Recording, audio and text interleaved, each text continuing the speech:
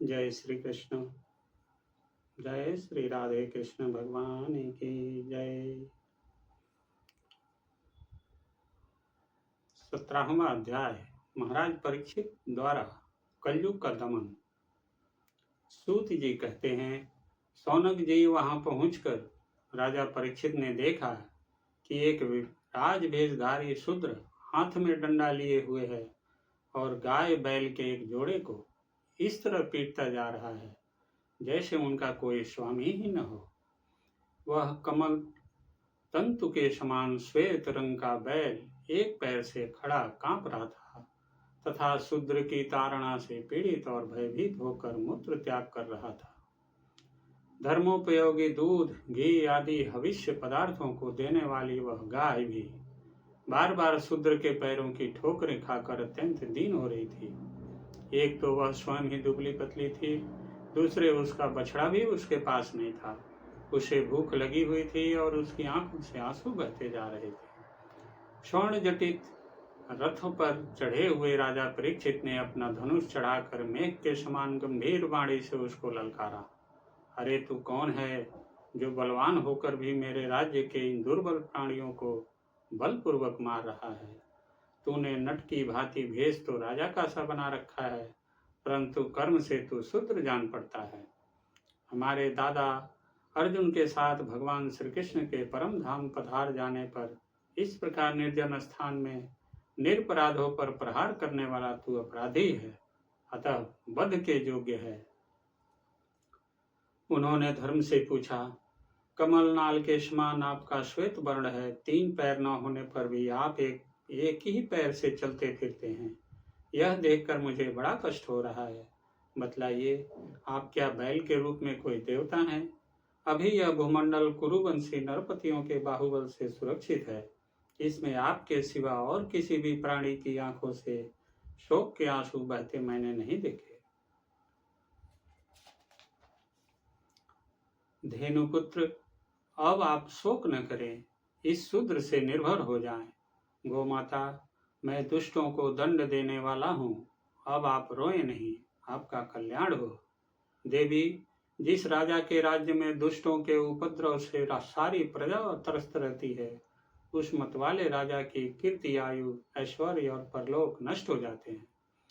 राजाओं का परम धर्म यही है कि वे दुखियों का दुख दूर करें। यह महादुष्ट और प्राणियों को पीड़ित करने वाला है, अतः मैं अभी इसे मार डालूंगा। सुरभि नंदन, आप तो 4 पैर वाले जीव हैं, आपके 3 पैर किसने काट डाले? श्री कृष्ण के अनुयायी राजाओं के राज्य में कभी कोई भी आपकी तरह दुखी न हो। वृषभ, आपका कल्याण हो। बताइए, आप जैसे निरपराध साधुओं का अंग भंग करके किस दुष्ट ने पांडवों की कीर्ति में कलंक लगाया है? जो किसी निरपराध प्राणी को सताता है, उसे चाहे वह कहीं भी रहे, मेरा भय अवश्य होगा। दुष्टों का दमन करने से साधुओं का कल्याण ही होता है। जो उदंड व्यक्ति निरपराध प्राणियों को दुख देता है, वह चाहे साक्षात देवता ही क्यों न हो, मैं उसकी बाजूबंद से विभूषित भुजा को काट डालूंगा। बिना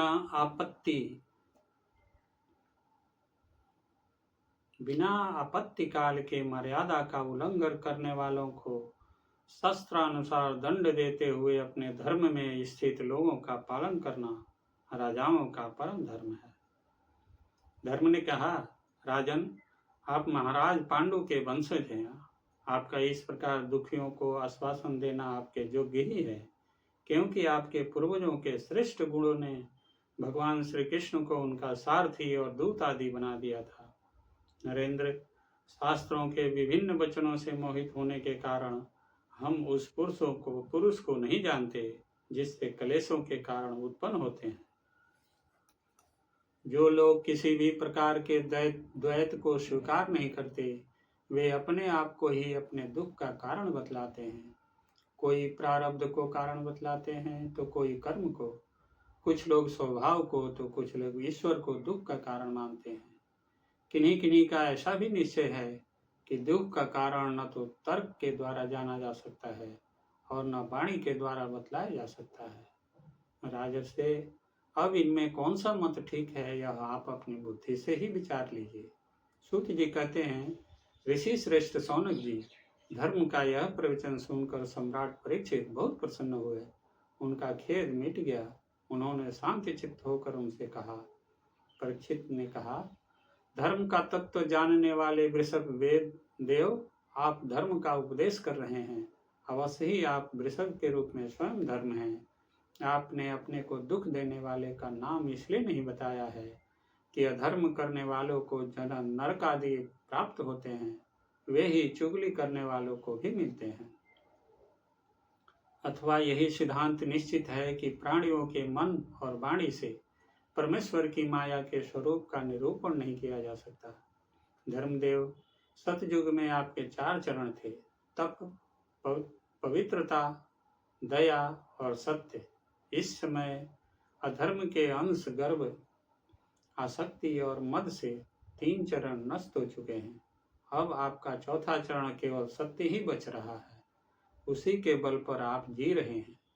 असत्य से पुष्ट हुआ यह अधर्म का कलयुग उसे भी ग्रास कर लेना चाहता है।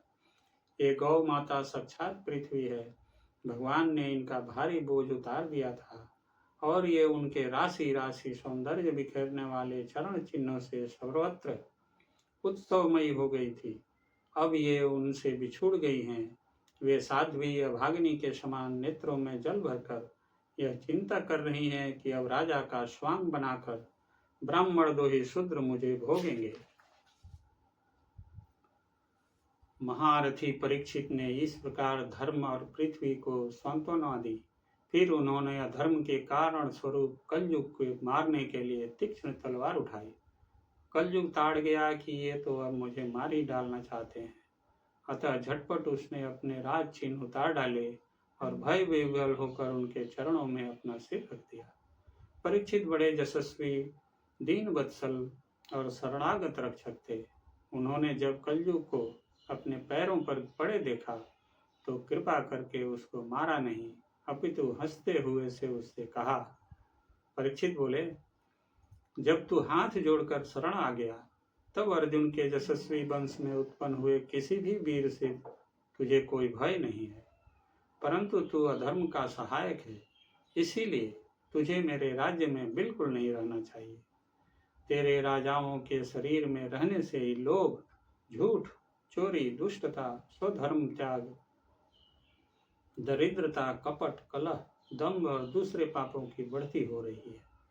अतः अधर्म के साथी, इस ब्रह्मावर्त में तू एक क्षण के लिए भी न ठहरना, क्योंकि यह धर्म और सत्य का निवास स्थान है। इस क्षेत्र में यज्ञ विधि के जानने वाले महात्मा यज्ञों के द्वारा यज्ञ पुरुष भगवान की आराधना करते रहते हैं। इस देश में भगवान श्री हरि यज्ञों के रूप में निवास करते हैं। यज्ञों के द्वारा उनकी पूजा होती है और वे यज्ञ करने वालों का कल्याण करते हैं। वे सर्वात्मा भगवान वायु की भांति समस्त चराचर जीवों के भीतर और बाहर एक रस स्थित रहते हुए उनकी कामनाओं को पूर्ण करते रहते हैं। सूत जी कहते हैं, परीक्षित की यह आज्ञा सुनकर कलयुग सिहर उठा। जमराज के समान मारने के लिए उद्यत हाथ में तलवार लिए हुए परीक्षित से वह बोला। कलयुग ने कहा, सार्वभौम, आपकी आज्ञा से जहाँ कहीं भी मैं रहने का विचार करता हूँ वहीं देखता हूँ कि आप धनुष पर बाण चढ़ाए खड़े हैं। धार्मिक शिरोमणि, आप मुझे वह स्थान बतलाइए जहाँ मैं आपकी आज्ञा का पालन करता हुआ स्थित होकर रह सकूं। सूत जी कहते हैं, कलयुग की प्रार्थना स्वीकार करके राजा परीक्षित ने उसे 4 स्थान दिए। द्यूत, मद्यपान, स्त्री संग और हिंसा। इन स्थानों में क्रमशः असत्य, मद, आसक्ति और निर्दयता, ये 4 प्रकार के अधर्म निवास करते हैं। उसने और भी स्थान मांगे।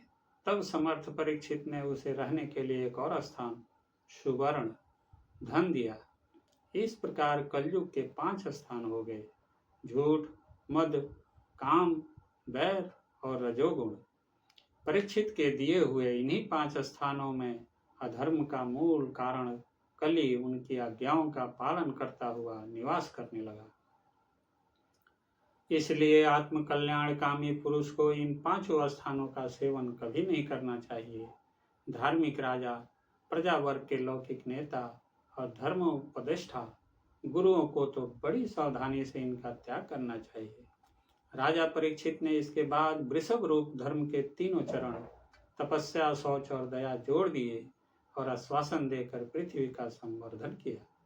वे ही महाराजा परीक्षित इस समय अपने राज सिंहासन पर, जिसे उनके पितामह महाराज युधिष्ठिर ने वन में जाते समय उन्हें दिया था, विराजमान है। वे परम यशस्वी सौभाग्य भाजन चक्रवर्ती सम्राट राजर्षि परीक्षित इस समय हस्तिनापुर में कौरव कुल की राज्य लक्ष्मी से शोभायमान है।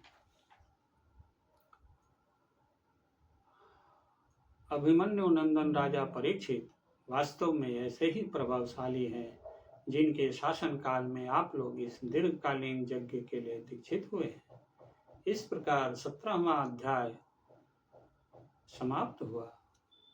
बोलिए श्री कृष्णचंद्र भगवान की जय।